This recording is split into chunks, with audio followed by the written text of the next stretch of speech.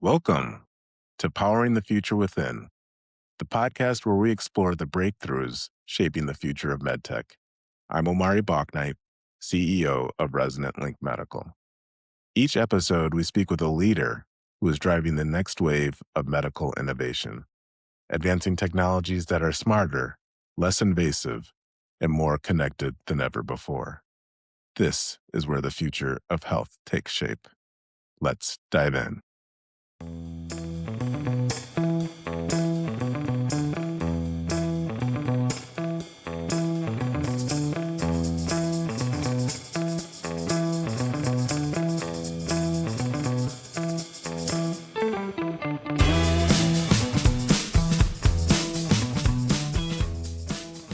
Today's guest is Dr. Jonathon Parker.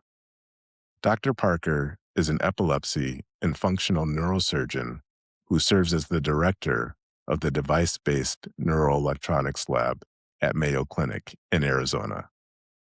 Dr. Parker specializes in treating complex neurological conditions such as epilepsy, as well as movement and psychiatric disorders. He leverages minimally invasive surgical techniques and advanced neuromodulation technologies. As the director of a device-based neuroelectronics lab, he's helping push forward the next generation of implantable therapies, including brain-machine interfaces. What makes his work particularly exciting is that it sits right at the frontier of where biology meets engineering. Jonathon, welcome to Powering the Future Within. Thanks, Omari, for that introduction. Looking forward to our conversation today. Likewise, this is really exciting, and I'm looking forward to it as well. So, you have a very interesting clinical background, first pursuing your PhD in cancer biology before pursuing your MD and training in neurosurgery. How has that shaped how you think about neurosurgery? Well, I've always been interested in sort of figuring things out, if you will, even from an early age, using observation to understand the outside world, and figuring out what tools you need to describe the world, what quantitative tools, math, biology, et cetera. So I came to things with that lens from an undergraduate education in biology and computer science. Was deciding between medical school and graduate school, and decided to do both through a medical scientist training program.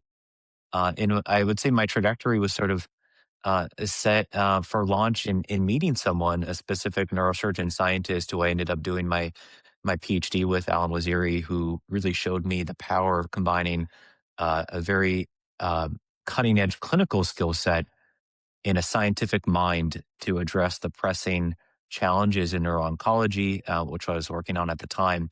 And then how do you blend that in the atmosphere of a clinical practice, and do that in a sort of a sustainable fashion? So that's what got me started in this trajectory. Yeah, and it seems like in the particular space of neuro-oncology, having that very analytical approach, scientific approach would pay massive dividends just in terms of how you think about some of these very complex conditions. I definitely agree with that. And as we know from the last, decades of research on glioblastoma, one of the most common malignant brain tumors, we've really struggled to move the needle. And we did some innovative work in trying to actually culture human brain tumors outside the body, not in dissociated cultures, but actually as whole tissue slices. And that was sort of one of the first demonstrations of that in the field, to take a little bit of an innovative approach to better model the system that's now been taken on by other research labs across the country and across the world. And maybe one of the things that drove me in this transition from neuro-oncology research to sort of more neurosciences and epilepsy and neuromodulation was just the emerging set of tools that we had in neuromodulation to change how the brain functions, to change how neural circuits function, sort of a more of a read write than we had in the oncology space. And I think that's what attracted me to that pivot into that area. Interesting. So let's talk more about that concept of neuromodulation and the concept of read write. How do you describe it to patients? Because I can imagine talking about reading and writing the brain might come with some Yeah. implications. Yeah, that happens further on in the conversation. The most, you know, uh, important part of the interaction is really low tech. What is the disease that's facing the patient? How is it affecting them, their day to day? What are they stopped from doing that they want to do that brings them joy in life and accomplishment, satisfaction? So you got to figure that out first before all the explanations and whatnot. Once you understand what the process is, what the impact is, you can sort out as any clinician, but specifically a surgeon, do you have the skill set, technologies, and strategies to address the combination of the disease and what their expectation is and what they want to do? So that's sort of how I start. A lot of times that's with an epilepsy patient, the fact they're having severe seizures just by medication. For an essential tremor patient, that's they've been having medication for years and years, but now they can't eat and drink or write or knit or do the hobbies that they like to do. So we start there, and if the therapy and the appropriate therapy is neuromodulation, then we get into more of the details and talk about how these neural circuits are disrupted, how devices either on the surface of the brain or in the brain can then repair or rehabilitate these circuits. And like anything in life, we start general and then we get specific. And there's certainly folks like engineers with these conditions who want a lot more details, and we can go down to the molecular and neuronal level there. But at the end of the day, most of the people want to know what's the reliability, what's the predictability of the result, and what's the safety, Yeah. and will it get me back to what I want to do? And that's what we focus on. Yeah, those base elements seem like they cut across all therapies, so it's great that you kind of start and end there. I'm curious with a lot of the neuromodulation approaches within neuroscience, a lot of it isn't at the stage where it's quote unquote curative. However, the improvement over baseline, the improvement over where you first meet patients can be substantial, sometimes subjective yet substantial. Is there a way that you would characterize expectations knowing that rarely will it be fully curative? Yeah. So that and getting back to sort of what we were just talking about, how is the disease impacting their life? So with the knowledge, that, as you pointed out, depending on the condition, that neuromodulation may be palliative. Sometimes I use the term as turning down the volume on the symptoms, decreasing the severity. And then I start with that and also point out that depending on the disease process, a young patient with epilepsy may be expected to live for the next 60 years, longer. If it's an older patient with essential tremor, maybe a shorter time horizon. But what I try to describe is if you turn the volume down on a symptom and you're living many more years with just reduced severity of the symptom, it translates over the long run to just improved quality of life.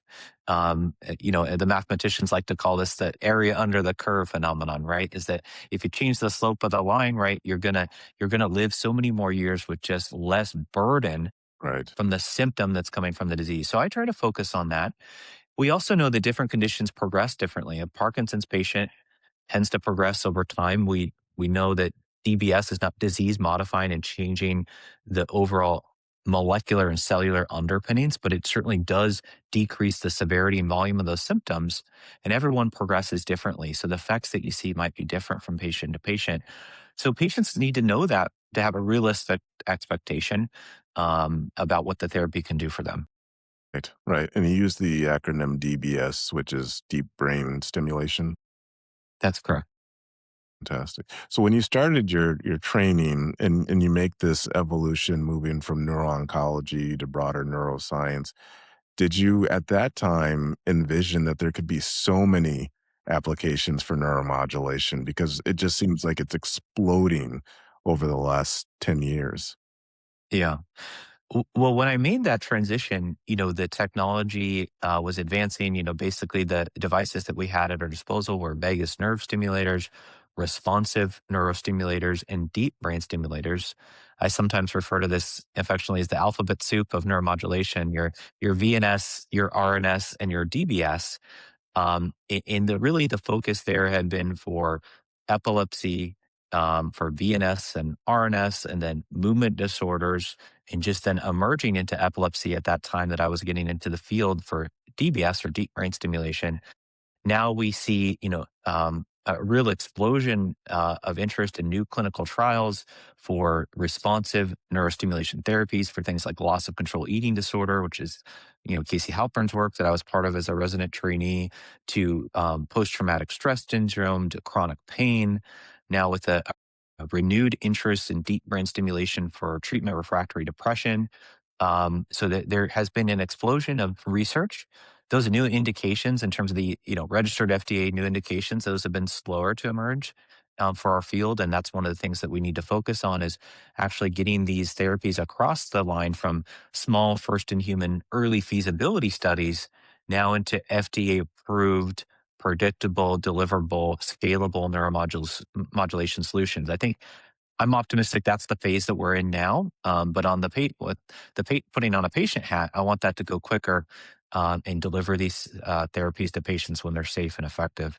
Yeah. And as you look at designing these clinical trials, you characterize this concept of reduction of the burden of disease, or as you say, reducing the volume, which is a really great metaphor, I think, for a lot of these treatments. And when you reduce the volume to a certain level, it can kind of fade to the background and patients can get back to life, which is great. But when you think about historical clinical trials, a lot of them were driven by very hard endpoints. Are you finding receptivity in clinical trial design to the notion of we're looking at reduction of burden of disease as a very meaningful endpoint for some of these treatments? I think that there is general interest in that from both regulatory and agencies and also from the patient side, patient advocacy groups, et cetera. If you take the brain computer interface space for, let's say, ALS or spinal cord injury, the end effector, right, might be running a robotic arm. It may be generating a synthetic voice. It may be running a cursor. There's such a wide space of potential uses in terms of re-engaging in normal life. It's hard to capture that in a single solitary endpoint. So in those studies, there's been more of a focus on impact of quality of life, caregiver burden, et cetera.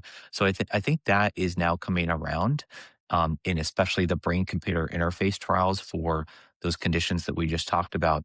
But for epilepsy and movement disorders, we've had more sort of single scale outputs, things like the UPDRS, which is specific motor scale for Parkinson's disease.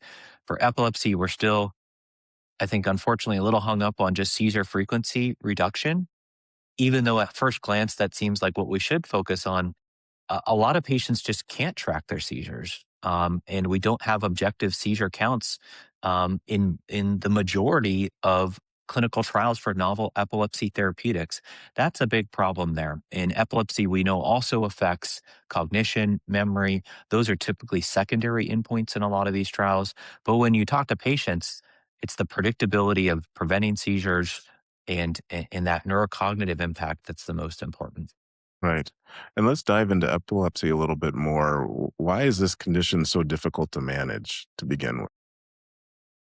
Well, thankfully for our patients, about two-thirds of them are well controlled and actually have no seizures on medications. So surgery and devices are certainly not required or appropriate for everyone with epilepsy. But for up to a third of patients, the medications fail the patient. The seizures continue, they persist, they become what we call a drug-resistant epilepsy patient. And in those patients, in years past, we really had limited tools. Our tools were mainly focused on localizing the onset and open large neurosurgical procedures to very carefully as we can remove that area of the brain.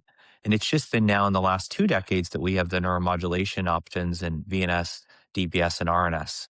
It still is, though, a truism, generally speaking, that open surgery, even though it's more invasive, has a much higher rate and is really the only therapy that can reliably make patients seizure free. Expanding on that theme we just talked about, the other devices, VNS, the DBS, the RNS, turn the volume down, less seizure frequency, some improvement in those neurocognitive measures, but it's certainly not a cure. So our research lab here at the Mayo Clinic is really focused on, are there ways that we can actually turn those neuromodulation therapies into curative therapies? And we have some ideas about how we can do that, biomarkers, pattern specific neuromodulation that's tailored to individuals. So we're optimistic for that future. even the combination of specific medications and neuromodulation? Can we use those together to get the patient to seizure freedom?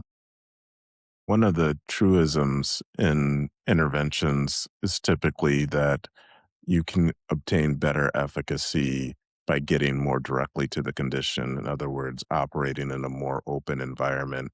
And that's sort of what you're describing. But the direction you're heading in seems to be adopting minimally invasive techniques that can replicate open surgical efficacy. Is that kind of the direction you're headed in? I think that's an interesting way to frame it. Um, what I would say is that I think some of the biggest successes in epilepsy surgery are when there's a very focal or regional onset, or what we like to call a lesion or something abnormal we see on imaging, and we can map that sometimes from wires on the surface of the brain or in the brain, and we can cut that out. But a lot of the patients we see have a completely normal MRI, or they may even have epilepsy and seizures starting from multiple brain regions. So the question of directly interfacing with the organ becomes more complex if the surface of interface is the whole brain, right? Or is multiple regions in the brain. So I think for a organ that is so complex in both its functional and spatial domains, the convolutions, right? We've all heard if you spread out all the convolutions of the brain, right? It covers an enormous surface area because of all the gyri and sulci. These are the the waypoints of the geometry and the geography, right, of the brain surface. How do we interface with every last square millimeter of that? We don't have a platform to do that yet. So that's why, drugs, you think, well, if you can at least get it across the blood brain barrier, you can get it to that geography equally. But for brain computer interface, we're really just exploring that space right now. We're getting better and better at interfacing with very small brain regions at high resolution. However, typically, at least with the tools we have now, that's still fairly invasive, although we're getting better robotics, small nanowires and micro wires in the brain. However, there are ways that we can deliver neuromodulation non-invasively to affect that geography, which may be able to be a subscalp device or a device mounted in the skull that doesn't have to penetrate the brain tissue. So we're very much still in the phase of sorting out the science there.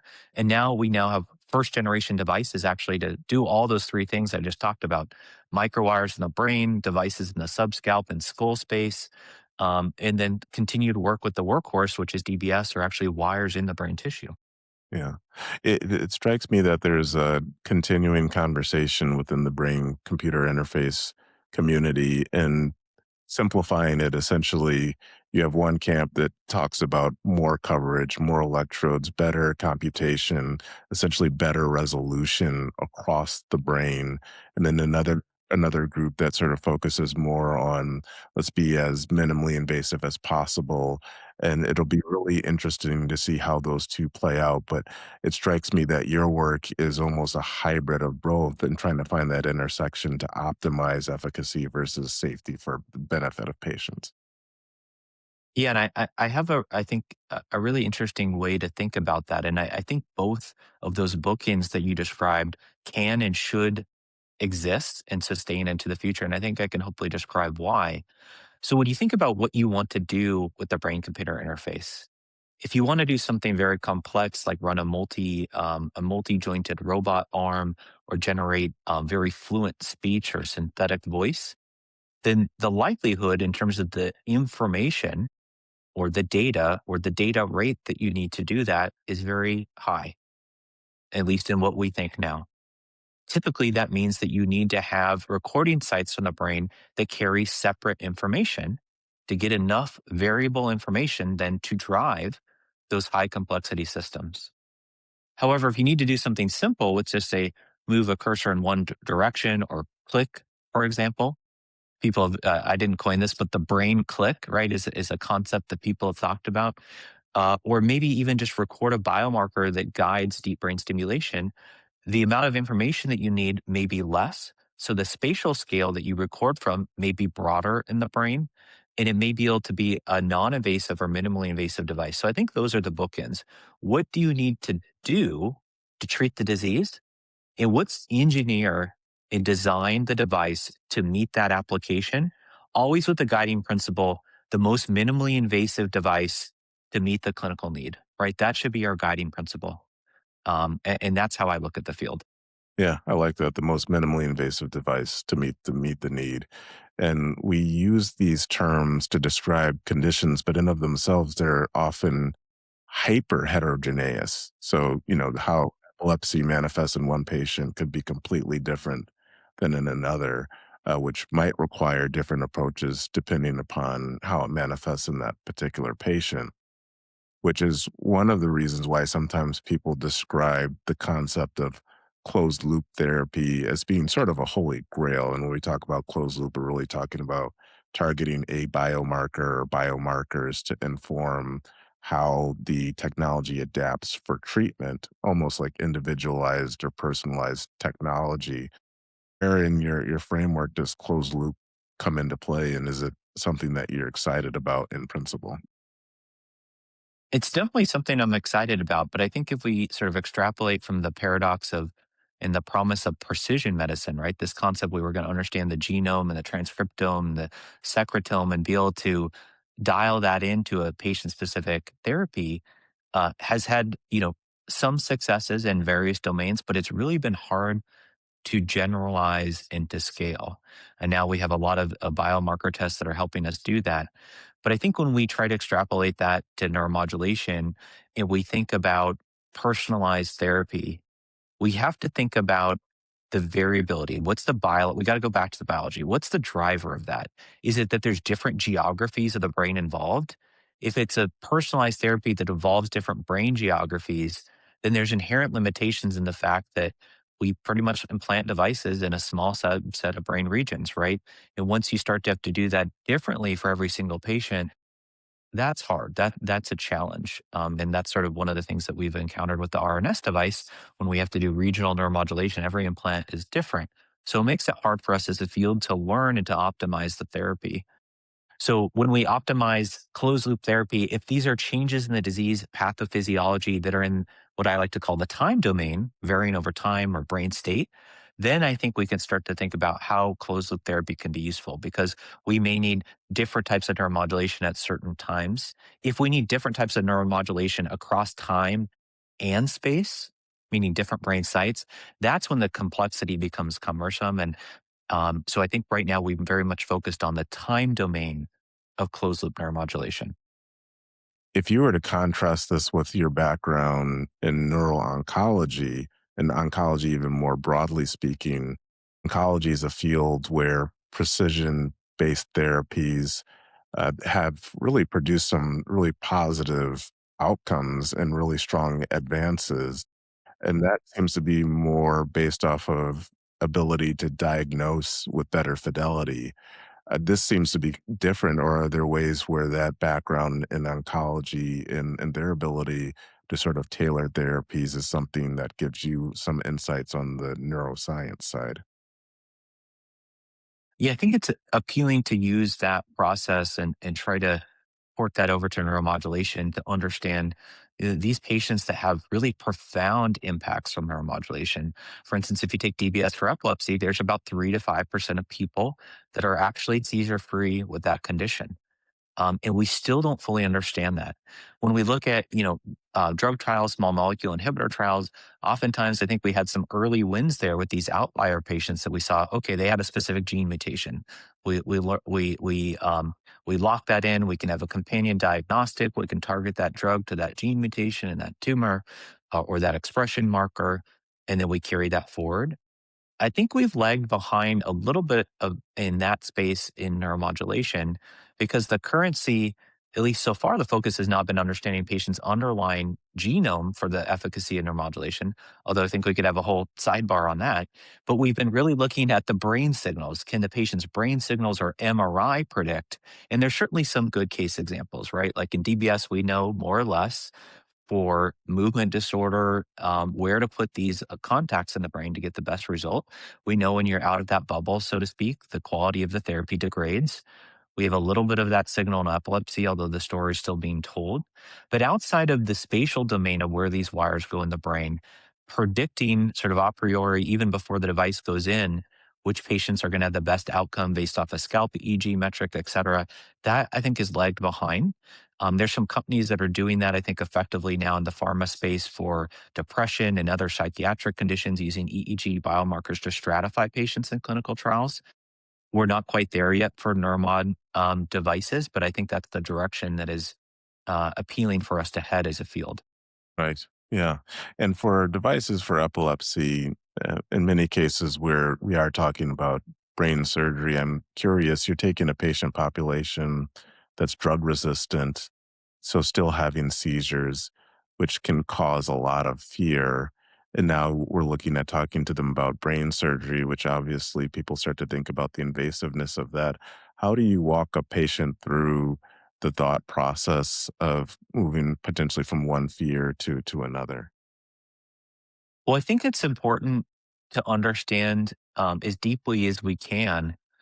It sounds sort of, old adage, try to walk a mile in their shoes. And that's hard, right? We don't have the condition, but talking with patients, understand what's the root cause of the fear. And in my experience, in the time I've done this with epilepsy patients, there's a couple root causes. One is, the unknown, but being more precise, the unpredictability of the unknown. When will this event happen? Will it be when I'm talking with my best friend? Will it be out when I'm on a first date, when I'm making an important work conversation? That part, that unpredictability is really bad for patients, and it weighs heavily on the patients even in their good moments. So I think that's key. Another is for a disease like epilepsy is the stigma and societal a component of that. How will my loved ones and friends and family member, the general public, think of this? And lastly, too, is that maybe the ultimate fear is death. We know that there's um, uh, this rare complication of epilepsy called SUDEP, or sudden unexplained death in epilepsy, where with basically no warning, a single seizure causes a cardiac or respiratory arrest and leads to the patient's death. So those three things weigh heavily on the epilepsy patient. So yes, brain surgery is also a scary proposition, but what I try to do is tell them the facts, tell them the risk profile of this, the safety profile of this. Epilepsy surgery is changing. We're doing a lot more minimally invasive procedures, as you alluded to. So I think when you approach it that way, to go to the root cause and try to give that in a balance for the surgery, it really helps patients navigate that. So we talked a little bit about your work in the device-based neuroelectronics research lab. What are you working on right now that excites you the most? Yeah. Well, it gets back to something I talked about earlier, is to trying to purpose engineer brain computer interfaces. And I use that in a broad term, from both diagnostic brain computer interfaces and therapeutic interfaces, to be purpose built for the minimally invasive sort of profile that we need to treat the brain condition. So for us, we're laser focused on epilepsy right now. Can we transform neuromodulation and deep brain stimulation for epilepsy into a curative therapy? Is that by programming the device more precisely, or in a EEG biomarker driven fashion? Is it combining it with a purpose built medication or electrically uncaged medication? There's a multitude of different domains there, but really starting and thinking about the least complex, the least invasive device to have the maximum impact is our guiding principle. We could talk for hours about our specifics here. We're interested in pattern stimulation and how the brain responds to that. Most brain stimulation right now is like the rhythm of a drum, right? More or less a constant rhythm with maybe some breaks in between. But the brain doesn't fire like that in most cases. And we know that rhythmic stimulation can actually entrain and strengthen some abnormal connections to the brain. So we're looking at non periodic, non rhythmic, so called the jazz drummer, if you will, stimulation, to try to break down some of these abnormally entrained neural circuits that have a role in epilepsy and movement disorders and other conditions. Fascinating. And when you look at marrying that with some of the minimally invasive techniques that you're exploring, what are some of the techniques that you're looking at evaluating? Well, we specifically have a deep interest in subscalp EEG, sometimes called subgaleal EEG. EEG, electroencephalography, has been around for greater than 100 years now. And really, there's a multitude of formats of EEG, and we've even covered them this hour, from micro scale, single, multi neuron recordings to macro scale brain oscillations and brain potentials recorded outside of the skull. That's our classic scalp EEG. And that's what oftentimes brain wearables use is scalp EEG. And there's many layers, no pun intended, between outside of the skull in the deep structures of the brain.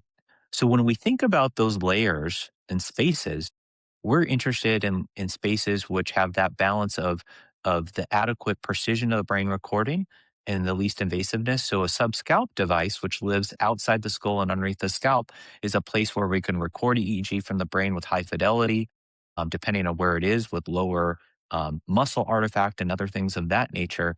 And also is this place where if in 10 years you need a new device or an upgrade or a modular improvement, it doesn't require revision brain surgery to do that. It requires an outpatient procedure or scalp surgery to do that. So that's what our group has been focused on in terms of device development. Interesting. So you're below the scalp, but above the skull, essentially. Correct. That's fantastic. And do you find that there are certain materials or properties that are advancing that are assisting with threading that needle? So there certainly are ways that we're, at least our group is thinking about putting these devices under the scalp, ways that we can dissect that space and visualize that space and sort of unfurl or unfold to deliver an electrode. I think what you're also alluding to is the material science here and the engineering of the electrode arrays. And again, it gets back to the basic principles. What are we treating? What's the biology? What's the minimum complexity of brain information, meaning the signals from the brain that I can use to decode that state and act on it? And then we need to purpose build electrode arrays and sort of delivery mechanisms that address that specific need. So that's what we're going after. Like you alluded to earlier, there's a lot of excitement about high channel count and how many channels can you get on a device. And for the most part, there may be indications we need that. We're not taking that approach. We're really trying to take a more reductionist approach. What's the minimum information that we need? And it may be a high channel count system or it may not be. So we're trying to take that first and purpose building the electrodes and devices around that clinical need. Right. And I can imagine because you're seeing patients as well that these two worlds inform each other. In other words, your lab is giving you some perspectives for when you see patients, and there might be patients that you're seeing that's informing your work in the lab. And has that been something that's really driven this philosophy that you speak of? Yeah, I mean, it's also just how what we would want, right? You know, if we were afflicted with this condition, or our family was, or our loved ones were, we would want this. We would want the safest, most minimally invasive, highest efficacy device. So that, from I guess a moral or ethical or existential driver, that's what I think about. But the energizing part that comes from the patients. You know, these are exciting technologies. A lot of us in this field got into this because we love working with technology, but that's not enough for me. I love actually using the technology to treat people. And when you see patients day in and day out that are have this need, you can't help but sort of get itchy. You got to work on these questions. There's not really an alternative. We have to move the field forward. The patients are looking for it. When you start to tell them about the work you're doing to drive this forward, almost uniformly, they're also excited. They wanna hear the details. They wanna to learn the direction the field is going. They wanna hear the hope and optimism that might apply to their condition into the future. So that's what keeps me going.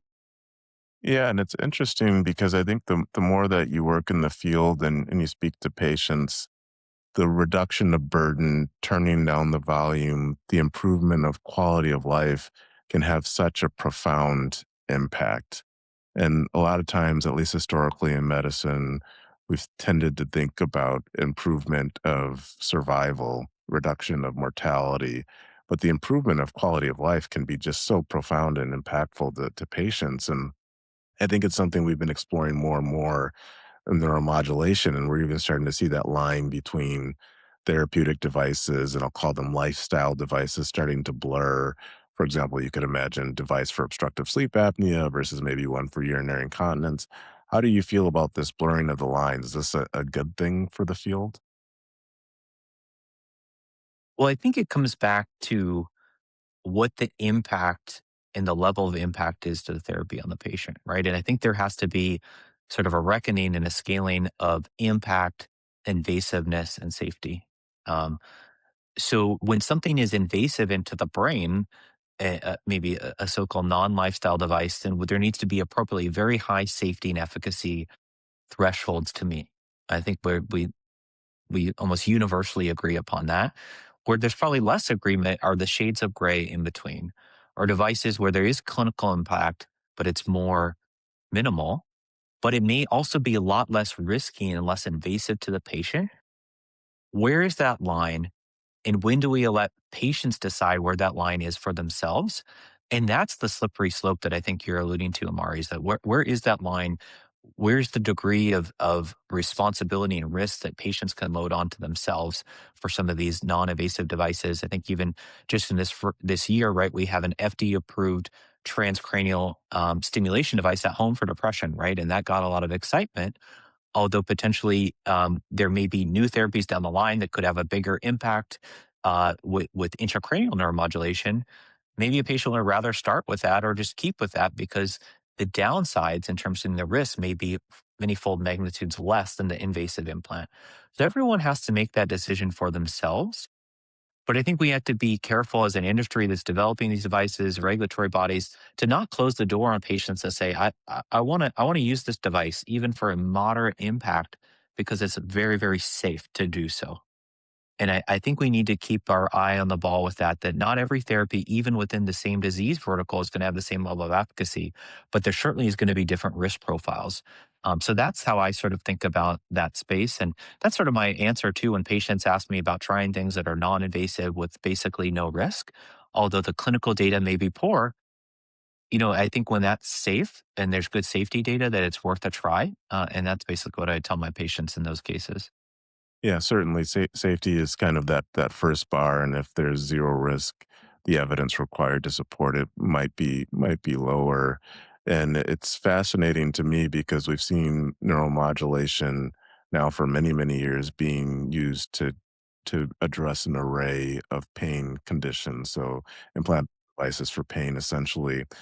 And we're talking about physical pain in that context, but now we're starting to see exploration in areas that are more psychiatric in nature. You mentioned depression, so you could call that, almost a different type of pain. And I think as a society, as we start to understand these conditions, physical pain and psychiatric pain may be no different in terms of magnitude and the profound nature of on a patient. So therefore, if you have safety shown, the ability to impact and address those things either in a wearable or in an implantable, it feels as though there's at least from a hypothesis standpoint, it's hypothesis generating in terms of its relevance. Yeah, I agree with that, and there's certainly folks that are thinking deeply about sort of we're talking about the maybe the endpoints that may be relevant for psychiatric conditions where the really the state that's being treated is internal and hard to objectively measure. I don't think there's a silver bullet in that space. It is a complexity and in how we do that for depression, how we do that for loss of control eating disorder, pain. Obviously, there's a huge societal need for better treatments of pain, right? Opioid epidemic, lack of pharmacologic interventions that don't develop tolerance and resistance in patients. So I think that there certainly is a large clinical need there, but the endpoint construction is a big challenge. Frankly, the other thing that I think about in the neurologic disease verticals is preparing neuromodulation for the impending wave of cell and gene therapies that may be disease modifying. I think us as a field of device folks, we need to be aware of that because that could very rapidly change the relative efficacy of our therapies with a whole new class of disease modifying therapies. So I think it's important that we think about how our therapies could be used both synergistically and in combination with cell and gene therapies. How do we deliver cell and gene therapies to patients who have in situ neuromodulation devices where there's been a ceiling of the effect? I think this is something that we got to think about a little bit as a field. Imaging compatibility, right? Sometimes we think of that as on the wish list versus having that from day one, in terms of high field MRIs now and CT imaging. So I think the convergence of cell and gene therapy and implanted devices is another blind spot that we have to think about as a device field. Yeah, I love that characterization. Oftentimes we think of these different domains as being competing, but they actually can be complementary. And if we think about them deeply and you think about sequencing, the impact to patients can be truly, truly profound. So I love the complementary nature and staying abreast of advances on both sides of the ledger. So you've moved from pursuing computing prizes to cancer research to brain surgery. Is there a particular problem that you are currently most hungry to solve? Well, I think it's really trying to get these neuromodulation therapies across the finish line, so to speak. Get them into patients, build companies and devices that have a sustainable, business behind them. Right, that these devices can survive and actually get to patients. And certainly, you don't learn that in medical school or neurosurgery residency. But you can't sort of think of that as a someone else is going to sort that out for me, or I'll let the business folks tackle that one. I think you got to think about how this fits into the current ecosystem up front, right? Is there a reimbursement channel? I think discovery science is amazing. I love doing it. I love those aha moments. But I think as much, at least what gets me up in the morning is doing those aha moments, but trying to put that in a context and push the limits of what is actually financially feasible at a new device in the current healthcare system, right? If we divide something that only 0.01% of people can afford or can be delivered to, it's very fascinating and it can be helpful for that 0.01%. But how do you design a device that could be rolled out to millions of patients? It can be done in a sustainable fashion, allows you to build a company that then can generate the next generation device that's even more efficient, lower cost. So I think that is a really hard challenge. And is a whole nother skill set than the science side of things. And so I love partnering with experts in that space and trying to tackle that aspect of device design as well.